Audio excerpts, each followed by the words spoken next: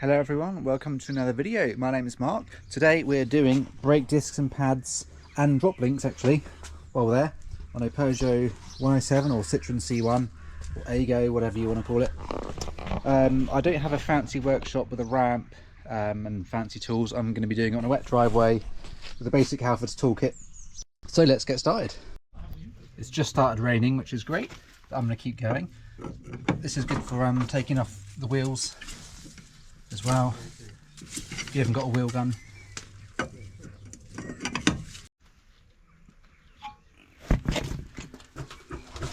Okay, there we go. These are advised on the MOT, that's why I'm doing them. Quite a big lip on there, and the pads are quite low as well. Right, now we've got to remove the caliper. So it's 2 bolts, one here and one at the bottom. 17, so chuck a spanner on there. In fact, it might be easy to point it towards you.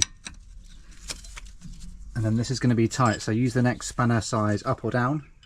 Hook it on like that and you get double the leverage. So give it a nice tug and they should come off. Doing the same with the bottom one as well, double spanner. You can see just there where it goes onto. Let's give that a tug as well. There we go. So that's loose enough now to do with just one spanner or the ratchet.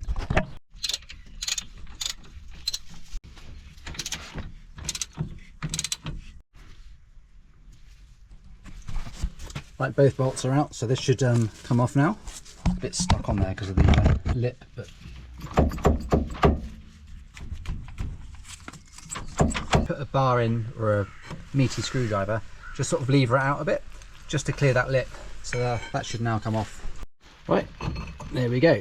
And then just grab a cable tie and secure it to one of the springs through the bolt hole there. Right, to take the disc off, you insert one of these hex tools in there, and then use this, push in very hard and go carefully because it's easy to jump out and burr. You can drill it off if you need to, because it's not actually necessary, because once the wheel's bolted on it does hold the disc in place, but yeah, try and get that off if you can. Right, once that's out, the disc should come off. If it doesn't, you'd have to tap it with a hammer as you're changing the disc. It doesn't really matter if you damage it, but yeah, just beat it off if you can. But luckily for me, it came off easily. If you're doing the drop links as well, they're only small on this car, just here. I'll do it now, all the discs out the way, just gives you more access, more visibility, so let's do that at the same time.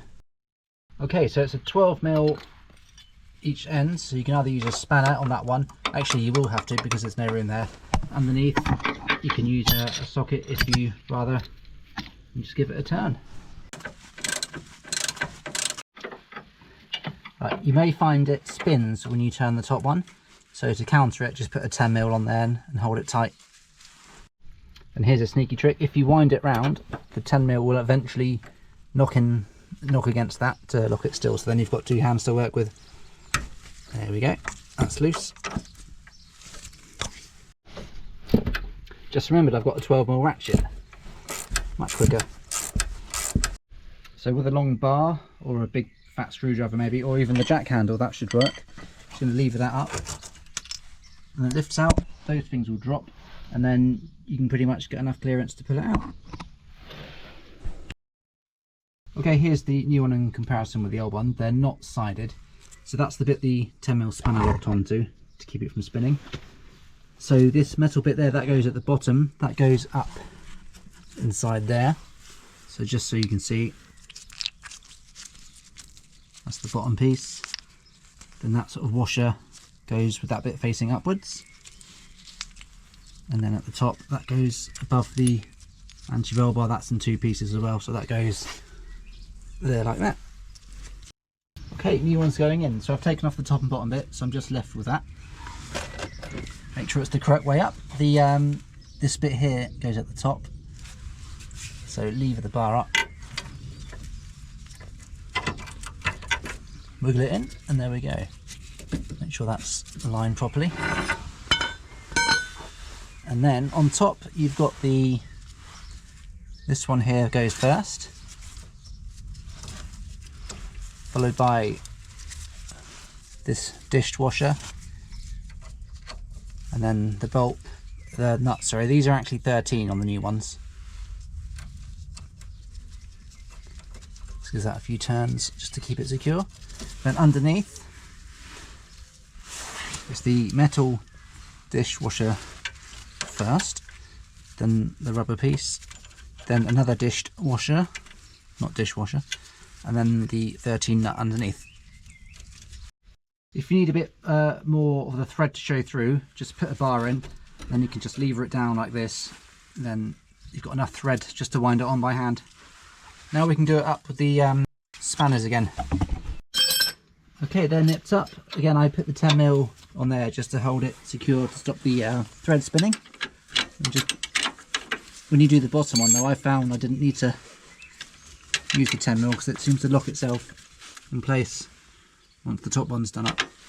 Right, there we go. Now for the pads. Right, next thing to do is to undo the brake reservoir lid and then put a towel in there, because when we push the calipers in, some of the fluid might overflow depending on how filled up it is. Right, so you push the old pads out. There's that one. Should have something to hold the camera with, but never mind. Push the other one out. Right, now we need to push back the piston to allow for the extra thickness of the new pads. Right, there's a few ways you can do this. Get a pair of pliers on here, some big locking pliers, or from this side. Get a bar in there and lever it. You could also do, there's probably even a tool for it, but what I tend to do is just rest it there. Careful not to stretch or kink this line.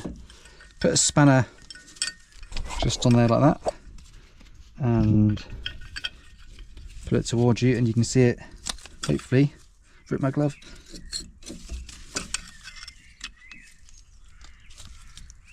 Go from the top there, you go. So that's gone right in. All the way back. So now we should have room for the new pads. Found a nice little place to rest the caliper. So with a toothbrush, give them a clean out, get rid of any debris. I find wire brush a bit too big to go in there. So this one, for example. So hence the toothbrush. All right, once it's cleaned out, put some copper grease on these sliders. Try and get it in there. Okay, new pads are here. I've also put some copper grease around the edges as well. But on this car, it doesn't matter left or right which side you put it, as long as it goes in the right way around. So this can be a bit tricky. So you put it in place and then just try and keep that runner in place. Drop the pad, pick it up. Right, there we go. I poked in that end first. It kind of springs open a bit like that. Once that end's in, you can kind of do the same this end. Try not to get grease on the actual pad like I'm doing. I made that harder than it actually was. Next pad. So these kind of spring up a bit, so if you try and put a bit of force, you can kind of lift it up just enough. Right, there we go, that's all done. Now we're going to get the new disc and chuck that on. So the new disc, that's where the that securing bolt goes, which is there, so make sure that's the right way around.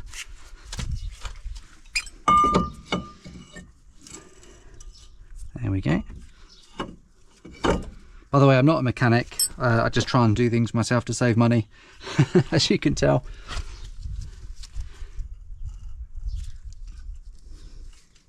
Might put a bit of grease on there as well, because that was a bit stiff coming out. Okay, now this should, in theory, go on nicely, because we've pushed the piston all the way back. Oh, look at that. First time. Okay, what you do is line up the hole just here. Grab your bolts. I'm going to put a bit of grease on there too, just for fun. So basically wiggle the caliper up and down, just so it aligns. A couple of turns, and then same with the bottom one.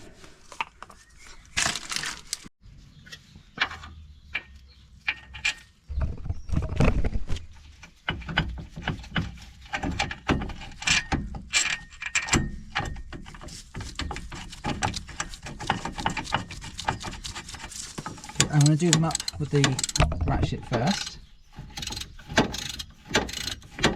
There's one, and then the top one.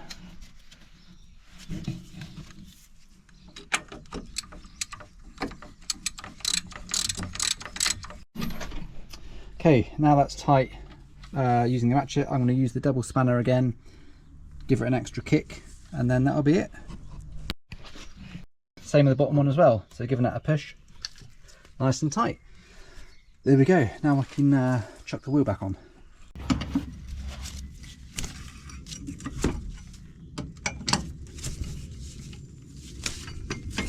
Okay, now they're hand tight, I'm going to drop the car, remove the axle stand, and then give them a quick torque up, and then we're done.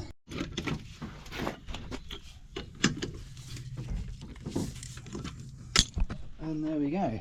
Let's just check the brake reservoir. So you can see it's risen up a bit. When we do the other side, you might find it rises a bit more. You can just put a towel in there to soak some out if there's too much in there, or use a little syringe to pull any out. But other than that, that's the job done that side. Same again this side. So with the driver's side, you might find it easier to do them both at the same time, because if you remove both drop links, you have more movement in the anti-roll bar. If you do one at a time, movement's a bit restricted, so you have to use bars to lever it into place, but otherwise it's the same process. I lifted the bar up like this, and then I didn't find I had quite enough room to get the drop link, because this bar didn't lift high enough. It was hitting the drive shaft. So you don't need to undo this bolt and drop the wishbone. There's another way around it. Let me show you. Put the bar through this big hole in the wishbone, then as you lift up, it kind of pushes the anti-roll bar away as well as up, so that gives you an extra bit of clearance to get it in, basically. Right, yeah, there we go. Pushed it up just enough to get it under.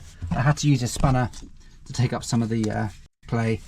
The reason for that is the old ones are actually shorter, so the new ones have that extra bit of length. You may see people undoing this and popping that out, but if you use the bar like that, you don't need to.